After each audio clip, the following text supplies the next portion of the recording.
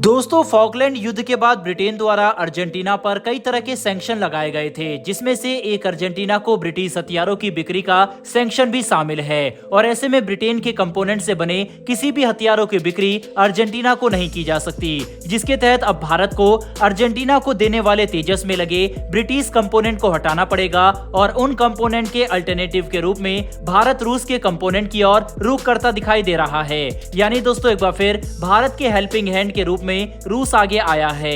आखिर क्या है ये पूरी खबर, जानेंगे आज की इस वीडियो में। लेकिन उससे पहले अगर आप हमारे चैनल पर पहली बार आए हैं तो नीचे दिए गए सब्सक्राइब बटन को प्रेस कर बेल नोटिफिकेशन अवश्य दबा लें, जिससे हमारी लेटेस्ट वीडियो आप तक सबसे पहले पहुंच सके। दरअसल दोस्तों, भारत और अर्जेंटीना के बीच हो रही तेजस फाइटर विमान डील में आ रही रुकावट का मेन रीजन तेजस में लगे ब्रिटिश कंपोनेंट है, जिस वजह से अर्जेंटीना ने भारत के आगे कुछ शर्तें रखी और भारत ने अर्जेंटीना को तेजस फाइटर विमान बेचने के लिए उनकी सभी शर्तों को मानते हुए तेजस में लगे ब्रिटिश कंपनी मार्टिन बेकर के इजेक्शन सीट को बदलने का फैसला कर लिया, जिसके तहत अब भारत के स्वदेशी तेजस विमान में ब्रिटेन की इजेक्शन सीट की बजाय रूस के 36 इजेक्शन सीट को लगाए जाने का बड़ा फैसला किया गया है।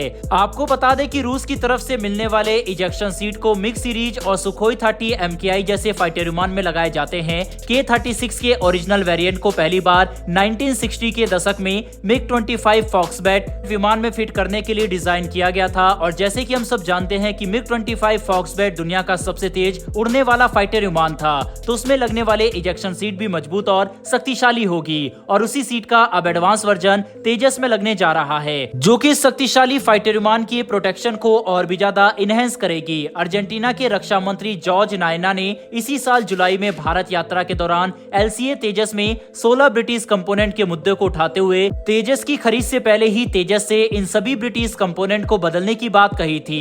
और अब इन्हीं शर्तों को पूरा करते हुए HAL के एक ऑफिशियल ने बताया है कि ब्रिटिश मार्टिन बेकर सीट को रूसी K-36 से बदल दिया जाएगा। हमारे पास ऑलरेडी K-36 सीटें अवेलेबल है और उनको तेजस में फिट करके अर्जेंटीना को एक्सपोर्ट कर दिया जाएगा। साथ ही साथ आपको बता दें कि भारत और अर्जेंटीना में हो रही तेजस की डील में बाधा बनने वाले और भी कई ब्रिटिश कंपोनेंट में UK एरोस्पेस के निर्माता कोबम लिमिटेड के रेडोम और स्कॉटिश डनलप के टायर भी शामिल है, जिनको अभी किससे रिप्लेस किया जाएगा उसकी जानकारी नहीं दी गई है। बहरहाल बढ़ते हमारी आज की दूसरी खबर की तरफ, जो कि चीन द्वारा रिलीज किए गए उसके नए स्टैंडर्ड मैप पर भड़के देशों की बढ़ती संख्या को लेकर है। दरअसल दोस्तों, चीन के नए नक्शे को भारत ने पहले ही खारिज करते हुए उसकी जबरदस्त फटकार भी लगाई थी, जिसके बाद फिलीपींस, मलेशिया और ताइवान की सरकारें भी चीन के नए नक्शे का विरोध करनी शुरू कर चुकी हैं, जिसके तहत इन देशों ने गुरुवार को कड़े शब्दों में बयान जारी करते हुए चीन के नए नक्शे को मान्यता देने से साफ इंकार कर दिया। साथ ही साथ ड्रैगन को अंतर्राष्ट्रीय कानूनों का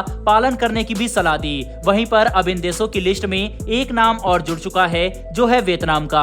भारत, मलेशिया, ताइवान और फिलीपींस के बाद अब वियतनाम भी चीन के नक्शे का विरोध करते हुए दिखाई दे रहा है, जिसके तहत अब वियतनाम की सरकारी समाचार वेबसाइट पर पोस्ट किए गए एक बयान के अनुसार सरकार ने कहा है कि इस सप्ताह जारी किया गया चीन का आधिकारिक नक्शा सेपरेटली और पैरासेल द्वीपों पर उसकी सॉवरेनिटी और उसके जल क्षेत्र पर अधिकार उस जगह का वायलेशन करता है। वहीं पर वियतनाम के विदेश मंत्रालय के प्रवक्ता की तरफ से बयान में कहा गया है कि मैप में 9 डैश लाइन के आधार पर चीन की सॉवरेनिटी और समुद्री दावे सब पूरी तरह से अमान्य है। साथ ही हैंग ने बयान में कहा है कि वियतनाम 9 डैश लाइन के आधार पर दक्षिण चीन सागर में चीन के सभी दावों को पूर्णतः विरोध करता है। दोस्तों, आपको बता दे 9 डैश लाइन को ताइवान द्वारा 11 डैश लाइन भी कहा जाता है। साल 1949 से ही चीन 9 डैश लाइन की वजह से दक्षिण चीन सागर के आधे से ज्यादा पॉट यानी लगभग 80% पर अपने अधिकार का दावा करता आया है। और चीन ने साल 1958 में एक घोषणा पत्र जारी करते हुए